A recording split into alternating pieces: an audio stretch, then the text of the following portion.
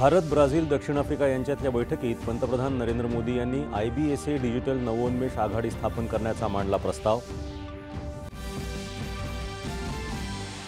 दक्षिण आफ्रिका दौऱ्याच्या शेवटच्या दिवशी आज पंतप्रधान नरेंद्र मोदी G20 शिखर परिषदेच्या तिसऱ्या सत्रात झाले सहभागी।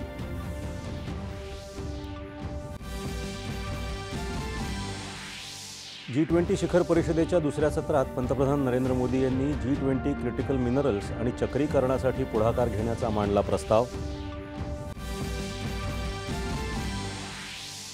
COP30 हवामान कराराला जागतिक नेत्यांनी दिली मान्यता। हवामान बदल प्रतिबंधक उपाययोजनांच्या अंमलबजावणीला गतिमान करण्याचं केलं आवाहन। भारताच्या शांततेला असलेला दहशतवादाचा धोका संपलेला नाही, त्यामुळे सर्वांनी सजग राहण्याची गरज मुख्यमंत्री देवेंद्र फडणवीस यांनी केली व्यक्त। भारतीय मनोरंजन विश्वाच्या आंतरराष्ट्रीय चित्रपट निर्मिती संस्थांसोबत सहकार्यासाठी IFFIमध्ये 3 सामंजस्य करारांवर स्वाक्षऱ्या। दृष्टिहीन महिलांच्या T20 क्रिकेट विश्वचषक स्पर्धेत भारताला जेतेपद।